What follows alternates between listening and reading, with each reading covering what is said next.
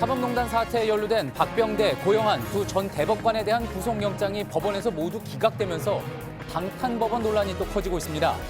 검찰은 이들보다 아래인 임종원 전 행정처 차장이 구속됐는데 상급자인 이들의 영장이 기각된 건 납득하기 어렵다며 강하게 반발하고 있습니다.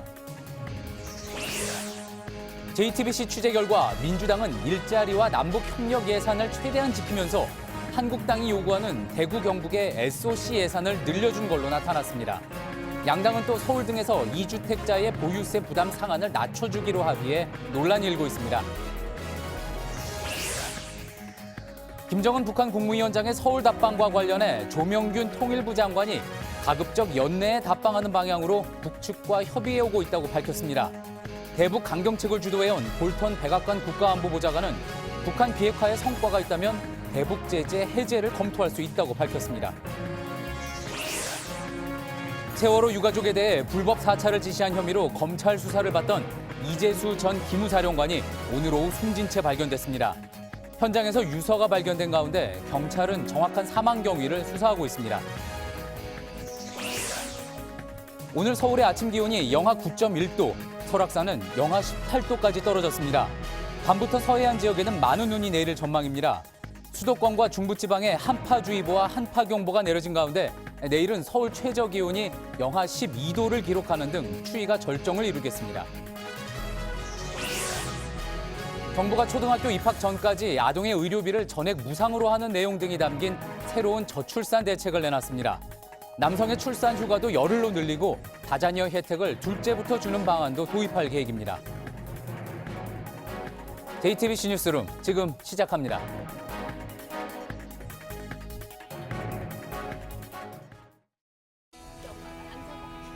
마스크가 필요 없는 세상으로. 내일을 바꾸는 현대 수소전기차. 박병대, 고영한 전 대법관에 대한 구속영장이 오늘 새벽 기각됐습니다. 어제 서울구치소에서 결과를 기다리던 두 사람은 집으로 돌아갔습니다. 재판부의 판단에 경의를 표합니다. 추위에 고생들 많습니다. 예. 네, 두 전직 대법관의 영장이 기각되면서 방탄법원 논란이 다시 거세게 불붙고 있습니다.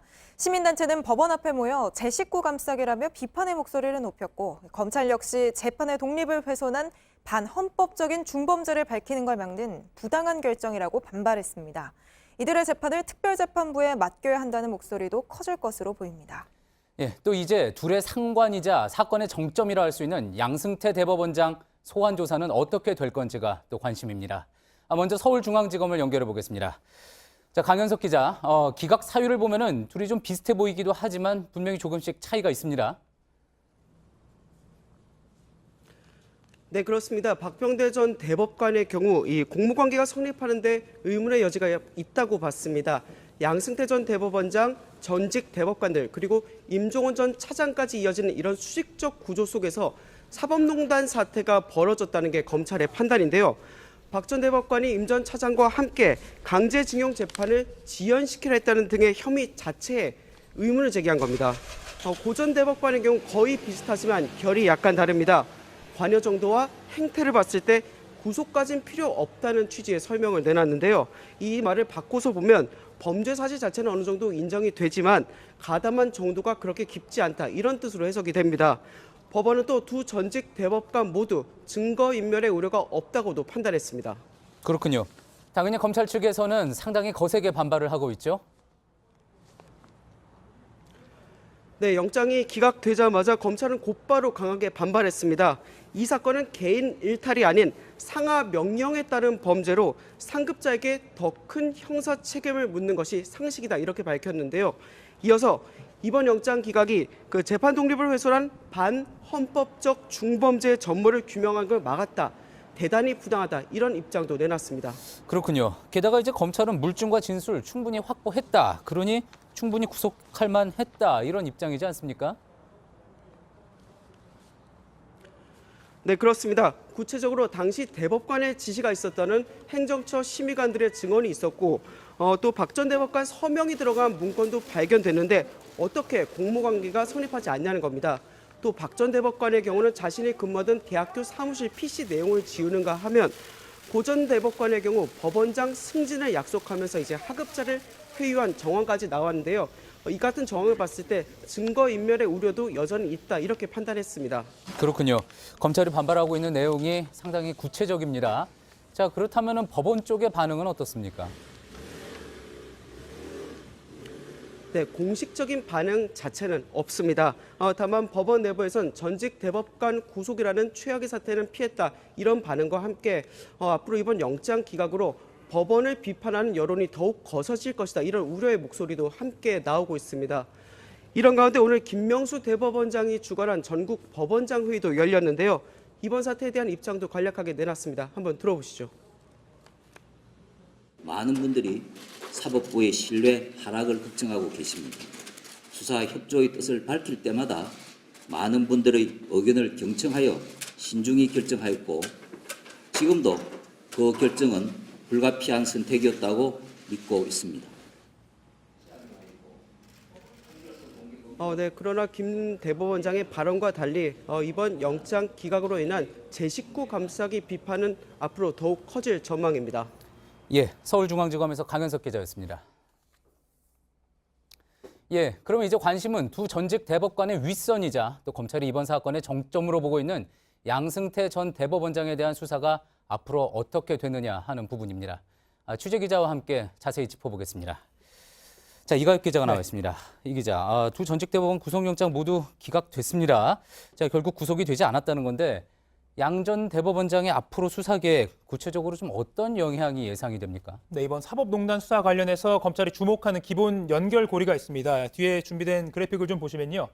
구속된 임종원 전 법원행정처 차장, 이 혐의가 바로 윗선인 박병대, 고영한 두 전 대법관에 연결이 된다. 그리고 예. 최종적으로는 양승태 전 대법원장까지도 연결이 된다고 보고 있습니다. 그런데 중간고리인 이 두 전직 대법관의 혐의에 대해서 어제 결과적으로는 영장실질심사에서 법원이 검찰 판단에 좀 의문을 제기하는 판단을 내린 셈입니다. 예. 검찰은 일단 양 전 대법원장을 바로 불러 조사하기보다는 두 전직 대법관에 대한 보충 수사에 조금 더 매진할 것으로 보입니다. 보충 수사에 매진을 하게 된다 그러면은 어떻습니까? 양 전 대법원장을 소환하는 검찰이 부르는 시기도 좀 늦어질 수 있다는 건가요? 네, 뭐 이달 중순이다, 이달 말이다, 내년 초다 이렇게 관측은 많이 나왔는데요. 조금 늦어질 것 같긴 합니다. 다만 수사팀 관계자는 애초에 양 전 대법원장을 언제 부를지 특정을 하지 않았기 때문에 뭐 늦어진다 이런 말 자체가 조금 어불성설이다 이렇게 밝혔습니다. 예. 소환 시점은 앞서 말씀드린 그 두 전직 대법관의 보충 수사 결과에 따라서 또 빨라진다면 또 앞당겨질 수도 있는 부분입니다. 그렇겠군요. 자, 이 부분도 한번 좀 짚어볼까요? 이 두 전 대법관에 대한 영장이 기각됐다고 해서 물론 뭐 이것만으로 해서 검찰 판단에 의문을 제기했다고 해서 뭐 무죄라는 것 전혀 아니고요. 또 윗선인 양승태 전 대법원장을 둘러싼 의혹이 해소됐다. 뭐 이렇게 볼 수는 없는 거죠. 네, 뭐 양승태 전 대법원장에 대한 의혹이 뭐 언론 보도를 통해서도 많이 나왔는데 그 중에 하나를 보시겠습니다. 뒤에 역시 준비된 그래픽을 보시면 검찰은 법원 행정처 인사총괄심의관실을 압수수색해서 문건을 여러 건 확보를 했는데 그 중에 하나입니다. 예. 사법부 지도부와 조금 다른 목소리를 내는 판사들을 무리를 일으킨 법관이다 이렇게 분류를 하고 예. 몇 가지 인사 불이익 방안 중에서 한 가지를 보시는 것처럼 V자 체크를 해서 그 법관에게 적용하는 이런 정황이 담긴 문건을 확보를 했습니다. 예. 이 문건들의 표지 결제 칸에는 임종원 전 차장 그리고 박병대 전 처장 그리고 양승태 예. 전 대법원장의 결재까지 서명까지 들어가 있는 것으로 검찰은 파악을 했습니다. 예. 검찰은 또 여러 진술과 정황 등을 볼 때 이렇게 V자 체크를 직접 한 것 그러니까 불이익 방안을 선택한 그 장본인이 바로 양승태 전 대법원장이다. 이렇게 파악을 한 상태입니다. 그렇군요. 자, 그리고 이 부분도 짚어봐야 될 것 같습니다. 최근에 드러난 양 전 대법원장과 김앤장과의 접촉. 자, 이 부분에 대해서도 많은 분들이 또 궁금증을 가지고 있죠. 그렇습니다. 강제징용 소송을 고의로 지연시켰다. 이 의혹과 관련해서 양 전 대법원장이 일본 전범기업 측의 소송을 대리하는 이 로펌 김앤장 측의 한모 변호사를 한두 번도 아니고 여러 차례 최소 3번 이상 만났다. 이런 정황을 검찰이 확인한 상태입니다. 예. 당시 소송을 늦추기 위해서 박근혜 정부 청와대와 양승태 사법부가 서로 아주 긴밀하게 여러 차례 소통을 하면서 협조한 정황은 이미 구속 상태로 재판에 넘겨진 임종원 전 차장 공소장에도 많이 들어가 있는 상태입니다. 검찰은 이런 상황에서 두 전 대법관의 구속영장 발부 여부와는 상관없이 양승태 전 대법원장의 소환 꼭 필요하다는 입장입니다. 예. 잘 들었습니다. 이가혁 기자였습니다. 상대방에게 상당한 수준의 예산안 증액에 대해서 저는 담합이 있었을 것이라고 생각을 하고요. 예, 어제 바른미래당 김관영 원내대표가 JTBC와의 인터뷰에서 한 이야기입니다. 거의 모든 사안에 각을 세우던 민주당과 한국당이 이례적으로 손을 잡은 그 이면에는 모종의 정치적 거래가 있었다는 주장인 거죠. 그래서 JTBC 국회팀이 그 이면을 취재해봤습니다. 그랬더니 한국당은 대구, 경북의 SOC 예산을 챙기고 민주당은 남북 경협과 일자리 예산이 줄어드는 걸 최소화한 게 확인됐습니다. 지금부터 이 내용과 함께 거대 양당의 담합의 항의에 단식과 농성을 이어가는 야3당의 소식도 같이 전해드리겠습니다. 먼저 박유미 기자입니다. 더불어민주당과 자유한국당은 정부가 제출한 예산안에서 5조 원가량을 깎았습니다. 그러면서 새로운 예산 4조 원을 추가했습니다. 실제로 증액은 약 4조 5천억 원 가까이가 증액이 될 것으로 예상을 하고 있습니다. 그 4조 5천억 안에 두 당의 대다수의 그 의원들의 민원이 저는 포함됐을 가능성이 대단히 높다고 보고 있습니다. 실제로 민주당은 우선순위에 뒀던 예산은 지켜낸 대신 한국당이 원하는 예산 증액에 상당 부분 합의해줬습니다.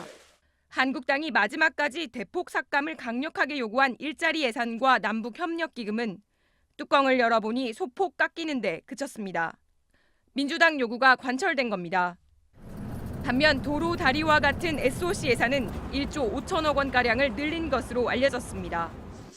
한국당은 줄곧 SOC 예산 확대를 주장해왔습니다.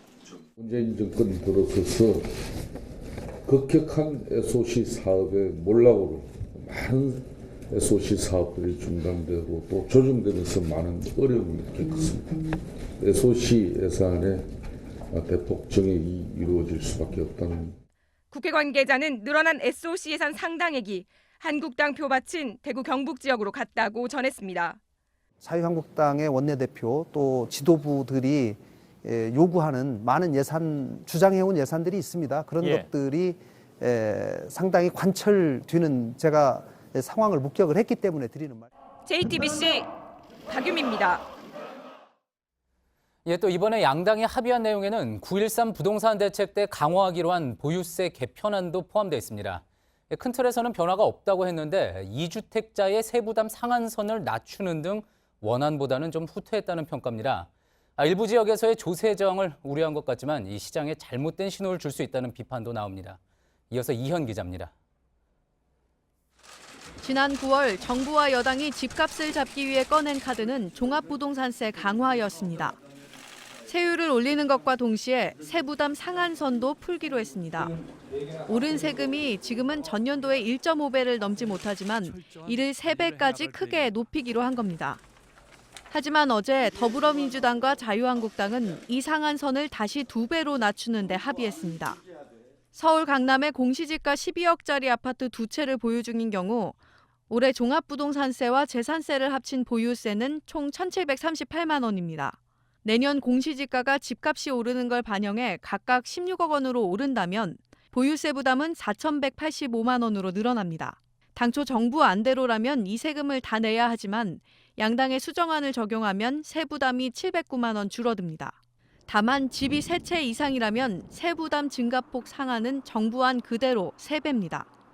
또 1가구 1주택자는 보유기간에 따라 종부세를 깎아주는데 양당은 그 폭도 기존 최대 40%에서 50%로 늘리기로 했습니다. 정부는 원안이 수정됐지만 실제 혜택을 보는 대상은 많지 않아 세수에 큰 변화는 없을 것으로 보고 있습니다. 하지만 당정이 보유세 강화 방침에서 일부나마 후퇴하는 모습을 보이면서 모처럼 안정돼가는 시장에 잘못된 신호를 줄 수 있다는 지적이 나옵니다. JTBC 이현입니다. 예, 이런 예산안은 어제 국회 본회의 통과만 앞두고 있습니다. 자, 오늘 안으로 통과가 돼도 이미 법정 시한을 닷새 넘긴 건데 지금 상황을 봐서는 자정을 넘길 것 같다고 합니다. 또 여기에 야3당의 반발도 심해서 통과 후에도 여진이 불가피합니다. 국회 취재기자 연결해 보겠습니다. 자, 이윤석 기자, 지금 본회의가 진행이 되고 있죠? 네, 맞습니다. 오후 7시 30분쯤부터 국회 본회의가 시작됐습니다. 지금 본회의장 안에서는 더불어민주당과 자유한국당 소속 의원들 위주로 참석해 각종 법안을 처리하고 있습니다. 내년도 예산안은 오늘 밤 늦게나 내일 새벽에 처리될 전망입니다. 기재부가 예산 수정안 실무 작업을 하는데 시간이 소요되기 때문인데요. 국회 기재위 관계자는 오늘 밤 본회의에서 차수 변경을 한 다음 내일 새벽에 처리할 가능성이 크다고 설명했습니다. 예. 지금 이윤석 기자의 뒤로도 보이고 있는데 야3당은 지금 현재도 농성을 이어가고 있는 모양이군요. 네, 지금 제 뒤를 봐주시기 바랍니다. 바른미래당, 민주평화당, 정의당 등 야3당 의원들은 본회의장 안으로 들어가지 않고 바로 이곳에서 공동 농성을 이어가고 있습니다. 연동형 비례대표제 즉각 도입하라는 현수막도 눈에 띄는데요. 손학규 바른미래당 대표와 이정미 정의당 대표는 이틀째 단식도 이어가고 있는 상황입니다. 민주당은 선거제도 개편과 예산안은 완전히 별개라면서 나중에 다시 정개특위에서 심도 있는 논의를 하면 되지 않겠느냐라는 입장인데요. 야3당은 지금이 아니면 선거제도를 개편할 수 없다면서 끝까지 투쟁을 하겠다고 맞서고 있습니다. 예, 그렇다면은 이제 그동안 평화당과 정의당, 범여권으로 분류돼 오지 않았습니까? 자, 그렇다면 앞으로 정부나 여당이 어떤 법을 만들려고 할 때 도움을 받기 힘들게 됐다, 이런 분석도 나오는 것 같습니다.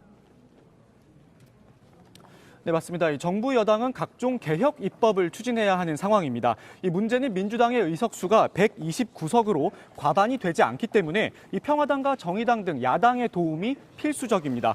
이번 갈등을 계기로 야3당이 기존처럼 민주당에 협조하지 않을 것이다 라는 분석이 계속해서 나오고 있는데요. 정의당 핵심 관계자와 전화 통화를 했는데 이런 말을 했습니다. 뺨 때린 다음에 자기를 도와달라고 하면 도와주고 싶겠느냐. 민주당이 너무 얄밉다 이렇게 말을 했는데요. 야3당은 예산안이 처리가 되더라도 당분간은 선거제도 개편에 집중하겠다는 구상이기 때문에 한동안 극심한 진통이 불가피하다는 전망이 나오고 있습니다. 예, 잘 들었습니다. 국회에서 이윤석 기자였습니다. 세월호 참사 당시 유가족들을 사찰했다는 의혹으로 검찰 수사를 받아온 이재수 전 국군기무사령부 사령관이 오늘 숨진 채 발견됐습니다. 현장에 나가 있는 취재기자를 연결해 보겠습니다. 자, 최수연 기자, 먼저 경위부터 좀 전해주시죠. 네, 이재수 전 기무사령관이 발견된 건 오늘 오후 2시 50분쯤입니다. 이곳 송파구의 한 오피스텔에서 떨어진 것으로 보이고 1층 로비에서 발견됐습니다. 이 건물은 지인의 사무실이 있는 곳으로 알려졌습니다. 이 전 사령관은 바로 경찰병원으로 옮겨졌지만 병원에 도착한 지 20여 분 만에 숨졌습니다. 고인이 남겨놓은 유서가 있었다고 합니다. 혹시 그 내용이 좀 알려져 있습니까? 네, 경찰에 따르면 이 전 사령관은 투신하기 전에 벗어놓은 외투에서 유서가 발견됐습니다. 아직 자세한 내용은 공개되지 않았지만 모든 것을 내가 안고 가겠다라는 취지의 내용이 담긴 것으로 알려졌습니다. 예. 자, 그리고 또 이 전 사령관의 변호인이 입장을 냈다고 하는데 이건 어떤 내용이었습니까? 네, 이 전 사령관의 변호인은 오늘 저희 취재진에게 수사에 압박감을 느낀 것 같다고 말했습니다. 경찰은 모든 가능성을 염두에 두고 사망 경위를 조사할 방침입니다. 예, 그렇군요. 자, 이 전 사령관, 세월호 유가족을 사찰했다는 혐의입니다. 이게 어떤 내용이었는지 구체적으로 좀 설명을 해주시죠. 네, 이 전 사령관은 2014년 기무사 내에 세월호 TF를 만들어서 유가족의 동향을 사찰하도록 지시했다는 혐의를 받고 있습니다. 기무사를 수사한 특별수사단에 따르면 당시 박근혜 정부에 대한 여론이 좋지 않자 이 지지율을 끌어올리기 위해서 이런 TF를 만든 것으로 조사됐습니다. 이 전 사령관은 이 혐의를 부인해 왔는데요. 최근 검찰은 구속영장을 청구했지만 지난 3일 법원은 이를 기각한 바 있습니다. 예. 아무래도 수사를 진행해온 검찰 입장에서는 당혹스러울 수밖에 없겠군요. 자, 앞으로 수사는 어떻게 될 전망으로 볼 수 있겠습니까? 예, 구속영장이 나흘 전에 기각되면서 검찰 수사는 제자리 걸음을 하고 있던 상황이었습니다. 일단 본인 혐의에 대해서는 공소권 없음으로 종결될 것으로 보이지만 다른 관계자들에 대한 수사는 이어질 것으로 보입니다. 하지만 주요 피해자였던 이 전 사령관이 숨지면서 수사에는 차질을 빚게 될 것으로 보이는데요. 앞서 이 보고를 받은 검찰은 군인으로서 오랜 세월 헌신해온 분의 불행한 일에 대해 매우 안타깝게 생각한다고 입장을 밝혔습니다. 앞서 구속영장 기각 이후에 따로 이 전 사령관 측을 접촉하거나 또 불러서 조사한 일은 없었다고도 밝혔습니다. 예. 최수연 기자였습니다. 다음 소식입니다. 김정은 북한 국무위원장의 서울 답방과 관련해 오늘 조명균 통일부 장관이 가급적 연내에 답방하는 방향으로 북측과 협의하고 있다고 말했습니다. 답방 날짜가 이미 정해졌다는 등 여러 추측이 그동안 나오기도 했는데 청와대는 북측에서 아직 답변이 오지 않았다고 밝혔습니다. 김소현 기자입니다. 9월 평양 공동선언에서 합의된 대로 가급적이면 연내 답방을 하는 방향으로 북측과 저희가 지금 협의를 해오고 있습니다. 조 장관은 북측도 합의대로 이행하겠다는 의지가 분명하지만 구체적인 답은 주지 않고 있다며 이같이 말했습니다. 답방 의미에 대해선 북한 비핵화를 촉진하는 계기가 될 걸로 기대했습니다. 북한 비핵화 문제가 본격적으로 해결 국면으로 또 이제 본격에 올라서는 것이 필요한 시점이라고 보고 있습니다. 거기에 기여할 수 있는 성과. 김 위원장의 답방 시기와 동선을 놓고 다양한 추측이 쏟아지는 가운데 청와대 관계자는 비공식 라인을 통해 북측과 대화가 있을 수는 있지만 날짜를 정하고 발표를 조율하는 상황은 아니라며 여전히 북측의 답변을 기다리고 있다고 전했습니다. 청와대 사랑채 앞마당에 남북 두 정상의 모습을 그린 대형 미술품을 설치하고 있는 것이 김 위원장 답방이 정해졌음을 보여준다는 일각의 주장에 대해 청와대 관계자는 계속 해오던 전시회의 일환이라고 설명했습니다. JTBC 김소현입니다. 볼턴 미국 백악관 국가안보보좌관이 대북 경제 제재를 푸는 걸 검토할 수 있다는 이야기를 꺼냈습니다. 그동안 대북 강경책을 주도해온 볼턴의 발언이라 더 주목이 됩니다. 북한을 다시 협상장으로 나오게 하기 위한 신호로 해석이 되기도 합니다. 조택수 기자입니다. 볼턴 보좌관이 대북 제재 해제 가능성을 언급했습니다. 현지 시간 6일 미국 공영라디오 NPR과 인터뷰에서 쟁점은 말이 아니라 성과라며 성과가 있다면 경제 제재 해제를 검토할 수 있다고 말했습니다. 2차 북미 정상회담은 김정은 국무위원장이 싱가포르에서 한 말을 이행할 또 한 번의 기회가 될 것이라고도 했습니다. 북한의 구체적인 행동을 요구한 것으로 볼 수 있는데 트럼프 대통령이 2차 회담 시점을 1, 2월로 제시한 상황에서 주목되는 발언입니다. 볼턴 보좌관은 이틀 전 월스트리트 저널 최고 경영자 행사에서 트럼프 대통령은 북한을 위해 문을 열어놨고 북한이 걸어 들어와야 한다고 밝힌 바 있습니다. 2차 정상회담에서 비핵화 협상이 진전되면 제재 해제 등 상응 조치를 할 수 있다며 적극적으로 북한의 회담 복귀를 촉구한 것으로 풀이됩니다. 이날 미국 국무부는 강경화 외교장관과 폼페이오 국무장관이 워싱턴에서 회담을 하고 북한 비핵화를 위해 긴밀한 협력을 계속하기로 약속했다고 밝혔습니다. JTBC 조택수입니다. 낮에도 서울 기온이 영하권을 맴돌 정도로 대설추위가 매서웠습니다. 그런데 내일은 더 춥습니다. 주말마다 미세먼지가 극성이더니 이번 주말은 북극 한파가 기승을 부릴 전망입니다. 서해안 지역엔 밤사이 많은 눈이 예보돼 있습니다. 윤영탁 기자입니다. 대관령 표지석 뒤로 펼쳐진 하늘이 시리도록 파랗습니다. 영하 10도가 넘는 강추위에 개천은 벌써 제법 두껍게 얼어붙었고 계곡엔 주렁주렁 고드름 밭이 생겼습니다. 물방울은 투명한 얼음 알갱이로 변신했습니다. 영하 9도, 올겨울 최저기온 기록을 다시 쓴 서울의 아침. 차디찬 칼바람에 표정은 일그러지고 발걸음은 점점 빨라집니다. 청계천의 모형 산타 할아버지의 볼도 추위 때문인지 빨갛게 변했습니다. 시베리아에 중심을 둔 고기압이 확장하면서 영하 25도의 찬 공기 덩어리가 한반도를 강타했습니다. 주말인 내일은 오늘보다 더 춥습니다. 서울의 아침 기온이 영하 12도까지 떨어지겠고 파주와 철원은 영하 16도, 세종 영하 11도, 부산도 영하 4도에 머물겠습니다. 수도권과 중부 내륙 대부분 지역엔 한파주의보, 경기, 강원 북부엔 한파경보가 발령됐습니다. 현재 전남 서해안 중심으로 조금씩 눈이 내리고 있습니다. 눈이 내리는 지역은 밤부터 점차 확대돼 충남, 호남 서해안엔 최고 10cm, 내륙엔 1에서 5cm의 눈이 쌓일 것으로 예보됐습니다. 강추위는 일요일까지 절정을 이루다 화요일이 돼서야 평년 기온을 회복하며 풀릴 전망입니다. JTBC 윤영탁입니다.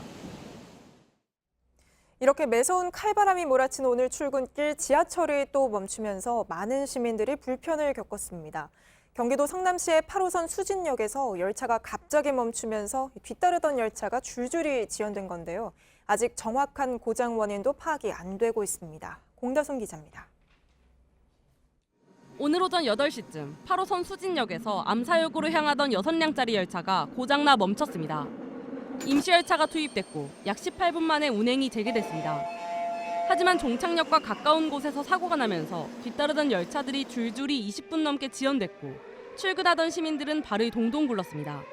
지하철을 겨울에는 많이 이용하잖아요. 고장나고 하면은 마음이 진짜 많이 불안하죠. 출근 시간이라는 게 정해져 있는데 심적으로 많이 압박을.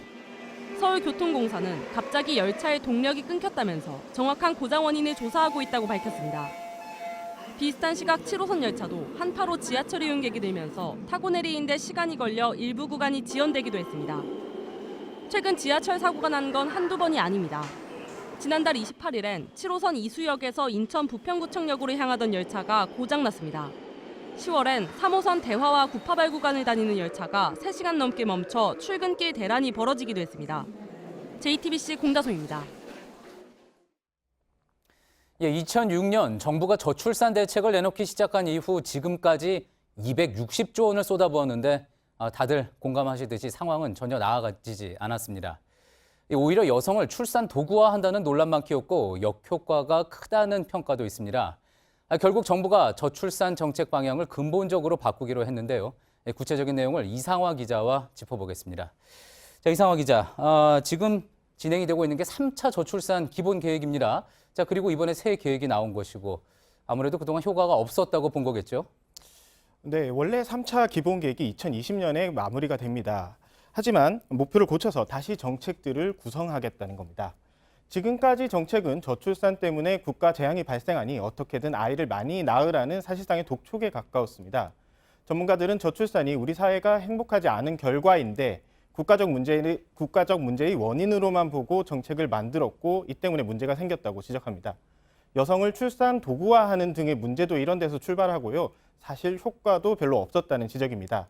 그래서 세부 계획 수정이 아닌 근본적인 철학을 이번에 바꿔보겠다는 겁니다. 예, 앞서 이제 그동안 논란만 키웠던 저출산 대책 포스터들 내용 봤는데 자, 이런 부분이 문제가 심했다라는 그런 문제의식이 있었던 거잖아요. 네, 자, 그렇다면 이제 어떻게 바꾸겠다는 겁니까? 네, 지금까지 3차례 기본 계획이 있었는데요. 지금까지 기본 계획들은 대부분 정부 부처에서 낸 정책들을 백과사전식으로 모은데 불과했다는 비판이 많습니다.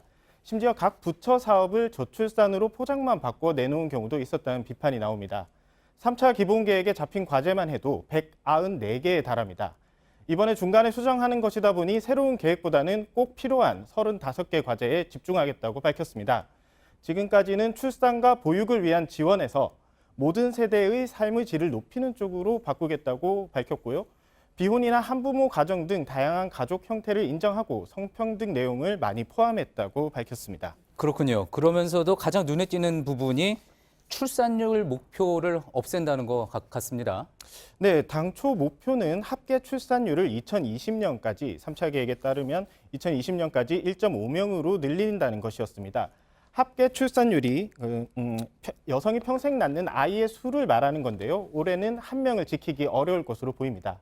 이렇게 숫자에 집착하는 게 국가주의적이라는 비판이 많았고요. 아예 이번에 목표를 설정하지 않기로 한 겁니다.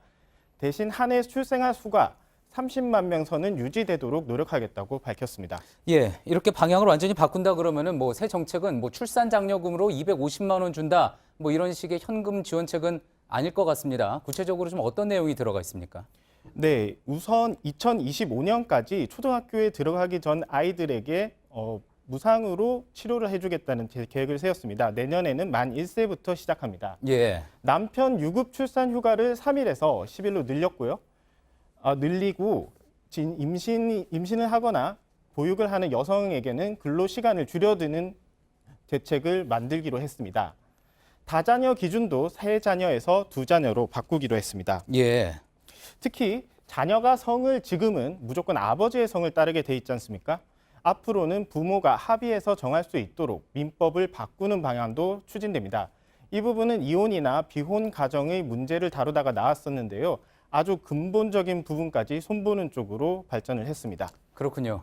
자, 그러면서도 많은 시청자분들이 의문으로 떠올리는 게 그동안 여러 가지 대책이 나왔지만 백약이 무효였다. 이렇게 바꾼다고 달라질 것이냐 하는 부분일 것 같습니다.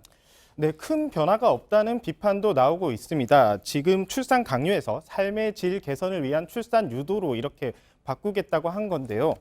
일자리나 주택, 교육비 등 결혼과 출산을 기피하게 만드는 환경은 이런 방식으로 바꾸기 어려울 거란 지적이 많습니다. 예. 이번에 초등학교 저학년 오후 3시 하교 같은 정책은 학원과 교사 반대에 밀려 포기했었는데요. 추진력이 부족하다는 비판도 나옵니다. 다만 패러다임을 바꾼다는 의미가 있고요. 다음 기본 계획에는 보다 근본적인 내용이 담길 거라는 게 정부 설명입니다. 예, 잘 들었습니다. 이상화 기자였습니다. 예, 프랑스에서 유류세 인상에 항의하며 시작된 노란조끼 시위대가 이번 토요일 대규모 집회를 예고하면서 파리 시내에는 긴장감이 흐르고 있습니다. 루브르 박물관이 문을 닫고 프로축구 경기도 연기됐습니다. 마크롱 정부는 도심의 장갑차까지 동원해 시위에 대응하기로 했습니다. 김준영 기자입니다. 대입제도 개편에 불만을 가진 고등학생들이 대규모로 시위를 벌였습니다. 학교 200여 곳이 폐쇄됐고 시위 중 약탈도 벌어졌습니다. 유류세 인상이 철회된 뒤에도 각계의 반정부 시위는 이어지고 있습니다. 마크롱 정부는 주말 대규모로 예정된 노란조끼 시위에 엄중한 입장을 밝혔습니다. 8 000 à Paris, c'est beaucoup plus encore que samedi dernier. Et au total, sur l'ensemble de la France, non pas 65 000, mais 89 000. C'est-à-dire que c'est vraiment une mobilisation exceptionnelle. 장갑차 12대도 동원할 예정입니다. 파리 도심에서 장갑차가 배치되는 건 2005년 이민자 시위 사태 이후 처음입니다. 대규모 충돌을 우려해 에펠탑은 폐쇄가 추진됩니다. 루브르 등 주요 박물관 10여 곳도 문을 닫고 이날 잡혀있던 프로축구 리그1의 파리 생제르맹 홈경기도 연기됐습니다. 생젤리제 거리 상점들엔 휴업을 권고하는 경찰 공문이 내려졌습니다. 정부의 군 병력 추가 투입 가능성까지 거론되고 있어 프랑스 전역의 긴장감은 고조되고 있습니다. JTBC 김준영입니다. 예, 미국의 요청으로 세계 최대 통신 장비 업체인 중국의 화웨이 창업주의 딸이 캐나다에서 체포된 사건의 파장이 커지고 있습니다. 왜 하필 무역 전쟁 중인 미중 두 나라가 휴전에 합의한 날 체포를 하게 됐을까? 여러 이야기가 나오고 있습니다. 김혜미 기자의 보도입니다. 미중 정상이 마주 앉아 무역 전쟁 휴전을 약속한 지난 1일. 중국 화웨이의 후계자인 최고 재무 책임자 멍완저우가 미국의 요구로 체포됐습니다. 세계 시장에서 5세대 이동통신 5G를 선도하는 화웨이를 미국이 정조준했다는 평가가 이어졌습니다. 현재 대이란 제재를 위반했다는 혐의를 받고 있는 것으로 알려진 가운데 백악관은 추가 의혹까지 제기했습니다. 볼턴 보좌관은 중국 기업들이 미국의 지식 재산권을 도용해왔다면서 화웨이는 우리가 우려해온 회사 중 하나고 그 밖에 다른 회사들도 있다고 말했습니다. 외신은 미중 간 기술 패권 전쟁이 시작됐다고 분석했습니다. 미국은 앞서 중국의 대표적 반도체 기업인 푸젠 진화 반도체를 제재한 바 있습니다. 세계적 첨단 산업 육성을 목표한 중국 제조 2025의 핵심 부분에 대한 본격적인 압박으로 풀이됩니다. 오바마 행정부 당시 중국 담당 관료는 중국에서 사업을 하는 미국 기업이 위험해질 수 있다며 중국의 반격 가능성을 제기했습니다. 트럼프 대통령은 중국과의 대화가 잘 이루어지고 있다며 화해 모드를 강조했지만 미중 전쟁 확전 조짐에 세계 증시는 흔들렸습니다. JTBC 김혜미입니다. 백성역 온수관 파열 사고로 숨진 송모 씨는 딸과 예비 사위를 만나고 돌아오는 길에 변을 당한 것으로 전해져 주변을 더욱 안타깝게 했죠. 송 씨가 운영하던 작은 구두 수선방에 시민들의 추모 발길도 이어지고 있다고 합니다. 사고 원인을 찾기 위한 합동 감식도 시작됐습니다. 조보경 기자입니다. 고사리 같은 손으로 글씨를 써내려갑니다. 사흘 전 경기도 고양시의 백성역 주변에서 온수관이 파열돼 숨진 송모 씨를 추모하기 위한 겁니다. 엄마가 구두 고치러 오실 때 몇 번 같이 따라왔었어요. 항상 인상 좋으시게 웃어주시고. 송 씨가 운영하던 작은 구두 수선방 앞은 꽃과 메모지로 찼습니다. 소주와 초콜릿, 커피를 가져다 놓은 시민도 있습니다. 근본 자체가 이제 성실하고 착한 분이니까 이분 요구하는 분은 한 분도 없을 거예요. 송 씨는 오래전 사고로 한쪽 다리를 잃었지만 20여 년간 구두를 고치며 두 딸을 홀로 키웠습니다. 일주일에 한두 번 정도는 서로 만나서 식사도 하고 또 야유도 놀러 가고 참 그런 정말 자상한 아빠였는데. 불편한 몸이지만 꾸준히 봉사활동을 하며 어려운 이웃을 돕는데도 앞장서온 사실이 알려지면서 주변의 안타까움은 더욱 커지고 있습니다. 인명피해를 부른 이번 사고의 원인을 찾기 위한 경찰 수사도 본격화하고 있습니다. 경찰은 오늘 국과수와 합동감식을 하고 임시로 막아놓은 온수관의 파손 부분을 열어 정밀검사에도 착수했습니다. JTBC 조보경입니다. 최순실 씨의 국정농단을 방조한 혐의로 실형을 선고받고 복역 중인 우병우 전 민정수석이 또다시 실형을 선고받았습니다. 이번엔 국정원을 동원해서 이석수 전 특별검찰관 등을 사찰한 혐의입니다. 재판부는 우 전 수석의 기억이 나지 않는다는 이유를 대면서 책임을 회피하고 있다고 지적하기도 했습니다. 김선미 기자입니다. 오늘 오후 구속 상태로 법정에 나온 우병우 전 민정수석이 징역 1년 6월의 실형을 또 선고받았습니다. 국정원에 지시해 이석수 전 특별감찰관 등 공직자와 민간인들을 사찰한 혐의입니다. 앞서 박근혜 정부의 최순실 국정농단을 묵인한 혐의 등으로 1심에서 실형을 선고받은 우 전 수석은 두 재판이 확정될 경우 총 4년을 복역하게 됩니다. 오늘 법원은 우 전 수석이 자신을 감찰한 이석수 전 특별감찰관을 방해하기 위해 뒷조사했다고 판단했습니다. 당시 우 전 수석은 가족 회사인 정강의 비리와 아들 병역 특혜 등과 관련된 의혹을 받고 있었습니다. 재판부는 우 전 수석이 특별감찰 진행 상황을 추명호 당시 국정원 국장으로부터 보고받아 사적 이익을 위해 활용했다고 했습니다. 그런데도 우 전 수석이 지시하지 않았다거나 기억나지 않는다고 하는 등 책임을 회피하고 있다며 실형을 선고했습니다. JTBC 김선미입니다.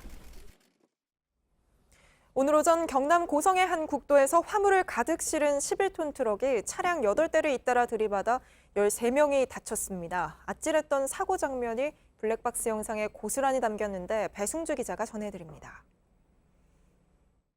신호를 기다리며 멈춰선 차량들을 11.5톤 트럭이 뒤에서 줄줄이 들이받으며 앞으로 나갑니다.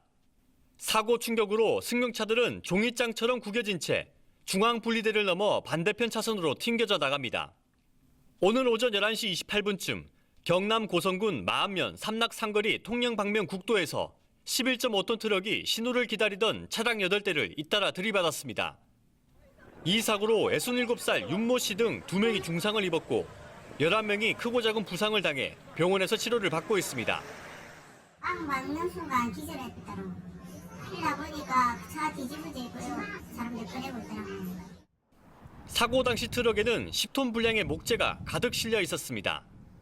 트럭 운전자 58살 최모 씨는 내리막길로 접어들면서 갑자기 브레이크가 말을 듣지 않았다고 경찰에 진술했습니다. 경찰은 최 씨 트럭의 브레이크 결함 여부를 확인하는 한편 목격자를 상대로 정확한 사고 원인을 조사하고 있습니다. JTBC 배승주입니다.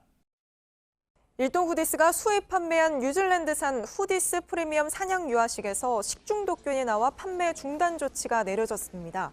7톤 정도가 시중에 풀렸다고 하는데 식품의약품안전처는 모두 회수 조치한다고 밝혔습니다.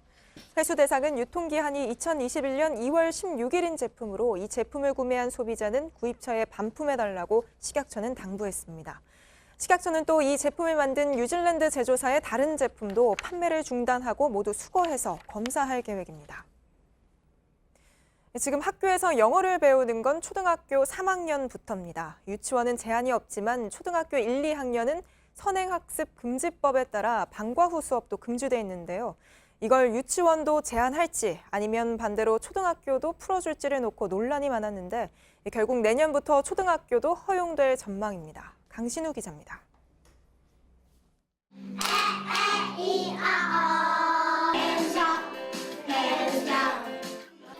선생님의 입모양과 율동을 따라하려는 아이들이 쉴 새 없이 움직입니다. 이렇게 유치원에서 배우는 영어는 초등학교에 진학하면 2년간 배울 수 없습니다. 지난 3월부터 초등학교 1, 2학년 방과 후 영어 수업이 전면 금지됐기 때문입니다. 선행학습을 금지해 아이들 부담을 줄여준다는 취지였지만 오히려 사교육으로 내몬다는 비판이 터져나왔습니다. 학원으로 가라. 너무 위험한 생각이 아닐까. 하지만 교육부는 오히려 법 취지에 따라 유치원에서도 금지하려 했다. 여론이 악화되자 보류했습니다. 그러다 의회에 반전이 있었습니다. 의원 시절 반대 입장을 고수해온 유은혜 교육부 장관이 취임 일성으로 허용 의지를 밝힌 겁니다. 결국 어제 국회 교육위원회 법안 소위에서 초등 1, 2학년 방과 후 영어 수업을 다시 허용하는 선행학습 금지법 개정안이 통과됐습니다. 상당수 학부모들은 환영했지만 일부 시민단체의 우려는 여전합니다. 일부 사립초와의 격차가 굉장히 커져서 이게 교육 불평등이나 교육 양극화로 나타나게 될 수 있는. 교육부는 무리한 선행학습이 되지 않도록 영어 교육을 누리활동으로 제한하겠다는 입장입니다. JTBC 강신우입니다. 우리나라도 최근 KT 아현지사에서 불이 나서 휴대전화가 먹통이 되는 사태를 겪었는데요. 비슷한 일이 일본에서도 벌어졌습니다. 이동통신업계 3위 업체의 통신장애로 어제 일본 열도가 4시간 넘게 공황 상태에 빠졌습니다. 재해 대응에 강한 일본도 속수무책이었습니다. 도쿄에서 서승욱 특파원이 전해드립니다. ポケットペンの方が良かったなくしやがってまた連絡が使えないんで公衆電話を探します 어제 오후 1시 40분쯤 일본 소프트뱅크에 통신 장애가 발생했습니다. 휴대전화 통화와 데이터 통신은 4시간 반 동안 불통됐습니다. 소프트뱅크는 일본 전체의 23.4%에 해당하는 4,300만 건의 계약 건수를 보유하고 있습니다. 일상의 큰 부분인 휴대전화가 무용지물이 되자 일본 전체가 큰 혼란에 빠졌습니다. 사람들이 공중전화 부스를 서둘러 찾았습니다. 지도 어플리케이션도 작동이 안 돼 파출소로 몰려가 길을 물었습니다. 소프트뱅크 매장 주변은 무료 와이파이를 쓰기 위해 몰려든 사람들로 북적댔습니다. 나고야의 콘서트장에선 입장권 QR코드가 인식이 안 돼 관객들이 곤란을 겪었습니다. 정확한 피해 규모는 아직 집계되지 않았습니다. 이번 통신 장애는 스웨덴 기업 에릭슨이 소프트뱅크에 제공한 교환 설비의 소프트웨어 이상으로 발생한 것으로 파악되고 있습니다. 영국에서도 이 설비를 쓰고 있는 O2의 고객 등 3천만 명이 데이터를 이용하지 못하는 등 모두 11개국에서 비슷한 장애가 빚어졌습니다. 도쿄에서 JTBC 서승욱입니다. 베트남이 다시 빨갛게 물들었습니다. 베트남 축구가 필리핀을 꺾고 10년 만에 동남아시아 대회 결승에 올랐는데 이미 우승이라도 한 듯 축제 속으로 빠져들었습니다. 놀라운 건 우리 태극기도 나부끼고 있다는 겁니다. 이도성 기자입니다. 첫 골과 함께 쏟아진 4만 관중의 환호는 중계 카메라마저 흔들었습니다. 두 번째 골은 박항서 감독의 격정적인 세리머니를 이끌어냈습니다. 필리핀은 세계적 명장 에릭손 감독을 사령탑에 앉혔지만 베트남을 넘지 못했습니다. 경기장 밖은 붉게 물들었습니다. 도로를 가득 메운 오토바이들은 경적을 울렸고 광장에선 베트남 국기와 함께 태극기가 휘날렸습니다. 월드컵도 올림픽도 아닌 동남아 10개 나라가 참가하는 작은 대회. 베트남은 이 대회에서 10년 만에 결승에 오른 것만으로 감격했습니다. 이미 우승컵을 들고 거리로 뛰쳐나온 팬들도 있었습니다. 축구 변방의 이미지를 털어버린 베트남의 변신에 놀라고 있는 겁니다. 지난 1년간 베트남 축구는 23세 팀의 아시아 대회 준우승, 아시안 게임 4강, 그리고 FIFA 랭킹 100위까지 오르며 성장을 거듭했습니다. 그 과정에서 박항서 감독을 향한 믿음은 점차 커졌습니다. 길거리로 뛰쳐나온 팬들도 또 소셜미디어에서도 감사 인사가 넘쳤습니다. 박 감독의 이야기는 영화로 만들어져 일주일 뒤부터 베트남 전역에서 상영됩니다. 베트남은 말레이시아와 결승전을 치러 동남아 축구 최고의 자리에 도전합니다. JTBC 이도성입니다.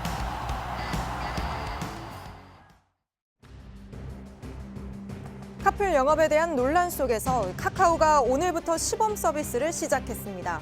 시험 기간 동안 운전자는 하루 2번까지 요금을 받고 카풀을 할 수 있습니다. 카카오 측은 오는 17일부터 정식 서비스를 하겠다는 계획인데 택시업계도 본격적으로 반발에 나설 것으로 보입니다. 올 겨울 들어 독감으로 불리는 인플루엔자가 빠르게 퍼지고 있습니다. 질병관리본부가 전국 200개 의료기관을 표본 조사한 결과 지난달 25일부터 이달 1일까지 외래 환자 1000명 가운데 독감 의심 환자가 19.2명으로 나타났습니다. 독감이 유행했던 2009년 이후 9년 만에 가장 높은 수준인데 질보는 이미 지난달 인플루엔자 유행주의보를 발령했습니다. 철장에서 태어난 사육 반달가슴곰 3마리가 구출됐습니다. 녹색연합이 모금을 모아 강원도 동해시의 한 농가에 있던 4살 된 곰 3마리를 임시보호시설인 청주와 전주동물원으로 오늘 옮겼습니다. 사육곰이 동물원으로 옮겨진 건 이번이 처음으로 1980년대 정부가 웅담 채취를 장려하면서 생겨난 사육곰은 아직도 전국에 540마리가 남아있습니다. 화성 표면에 돌과 흙이 뚜렷하게 보입니다. 미국 항공우주국은 화성 탐사선 인사이트가 2m 길이의 로봇팔에 달린 카메라로 지난 4일 찍은 사진을 공개했습니다. 인사이트 운영팀은 지평선이 보이는 사진 등을 토대로 지진계와 열 탐지기를 설치할 예정입니다.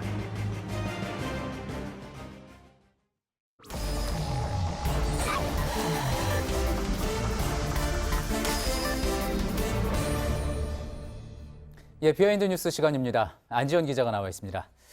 안 기자, 첫 번째 키워드부터 볼까요? 네, 첫 키워드 단식 선후배입니다. 예, 단식 선후배.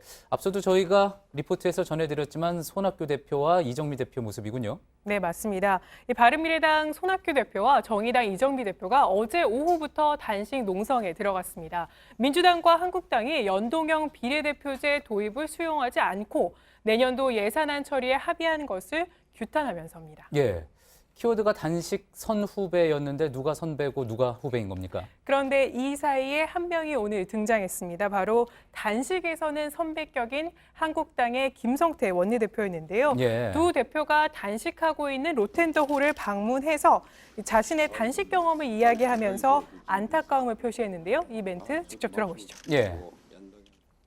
저도 지난번에 단식을 한 9일을 했지만은 아이고 저보다 훨씬 선배님인 건강이 제가 걱정이 돼서 저도 마치고 휴일증 때문에 얼마나 고생했는지 모릅니다. 하여튼 뭐 선배님이 빨리 단식이 풀어질 수 있도록 저희도 최선을 다하겠습니다. 예, 김성태 원내대표가 저렇게 손학규 대표의 건강을 걱정하는 거는 그만큼 손 대표가 고령이기 때문에 그런 거죠? 네, 맞습니다. 이 손학규 대표 우리나라 나이로 72살인 고령인 만큼 예. 그만큼 건강에 대한 우려의 목소리가 더 나오고 있습니다. 하지만 온라인상에서는 이 손학규 징크스에 대한 이야기가 나오기도 했는데요. 그러니까 손 대표가 중요한 결심을 할 때마다 더 큰 일이 생겨 묻힌다는 의미인데 그래서 온라인상 반응을 보시면 이 손학규 대표가 단식한다는데 그러니까 김정은 위원장이 서울 답방을 발표하는 거 아니냐 이런 글이 올라오기도 했습니다. 예, 손학규 대표 본인이 뭐 그런 징크스를 가지고 소위 그 셀프 디스 영상을 뭐 만들어서 홍보하기도 하지 않았습니까? 게다가 지금 또 김정은 답방이 임박했다 이런 이야기들이 많이 나오고 있기 때문에 또 온라인상에서는 이런 이야기가 나올 수도 있겠군요. 자, 그런데 이제 야3당이 같이 요구를 하고 있는 게 이제 연동형 비례대표제. 같이 하고 있는 건데 민주평화당은 단식 농성에 참여하지 않은 것 같습니다. 맞습니다. 그래서 왜 정동영 민주평화당 대표가 단식을 하지 않느냐 이 부분에 대해서 의아하다는 목소리가 나오기도 했었는데요. 그래서 정동영 대표 측에게 직접 물어보았습니다. 그랬더니 이런 답을 들을 수 있었는데요. 보시는 것처럼 다 묶여 앉아 있으면 대외 활동력, 그러니까 대외 투쟁력이 떨어진다. 그러니까 자신은 시민단체와 함께 투쟁을 하겠다. 이렇게 설명했습니다. 예. 그러니까 자신은 이 대외 활동을 하고 이 시민단체와 함께 대외 협상을 계속해야 된다. 이렇게 얘기했고요. 그런 의미에서 오늘은 이 청와대 앞에서 1인 시위를 하기도 했습니다. 예, 그렇군요. 자, 아무튼 뭐 예산안이 통과된 후에도 이렇게 반발이 심하기 때문에 정치권의 진통은 계속될 것 예상해 볼 수 있을 것 같습니다. 자, 다음 키워드로 한번 가볼까요? 네, 다음 키워드는 이미 정해진 인연입니다. 예, 박근혜 전 대통령의 모습이 보이는군요. 맞습니다. 박 전 대통령 국정농단 혐의 등에 대한 구속 만기일이 내년 4월로 점차 다가오고 있는 가운데 한국당에선 김무성 의원이 박 전 대통령 석방 결의안을 제안한 바 있습니다. 김 의원의 이 같은 주장이 나온 뒤에는 일부 일단 민주평화당 박지원 의원이 나서서 다음과 같은 얘기를 했는데요. 한번 들어보시죠. 예. 구성 만기가 내년 4월입니다. 이때까지 과연 대법원에서 선고하기가 어려울 거예요. 박근혜 대통령은 존재 자체만으로도 국회의원 당선시킬 힘이 생겨요. 아, 예. 그러니까 이제 국정농단 사건에 대해서 대법원 선고가 내년 4월 안에 나오지 않으면은 박근혜 전 대통령이 석방이 될 것이고, 그렇다 그러면 선거를 앞두고 보수 진영의 어떤 새로운 구심점이 될 거다, 이런 이야기를 이제 박지원 의원이 하고 있는 거군요. 맞습니다. 박 의원이 이런 얘기를 하면서 사실 석방 가능성에 대한 이야기가 온라인상에도 굉장히 많이 나왔는데요. 저희가 가져왔는데 보시는 것처럼 이 4월 중순쯤 임의로 풀어줘야 된다는 말이 된다. 그러니까 대법원 재판이 마무리 못하면 이렇게 석방될 것이다. 이런 내용이 유튜브상에 이 보수단체들 중심으로 많이 나오고 있었습니다. 그렇군요. 어떻습니까? 실제로 그럼 박 전 대통령이 내년 4월 중순쯤에 석방이 될 수 있는 겁니까? 그건 저희가 따져봤더니 아니었습니다. 예. 이 법률적으로 구속 만기일은 4월이지만 박 전 대통령이 다른 죄로 이미 징역형이 확정됐기 때문입니다.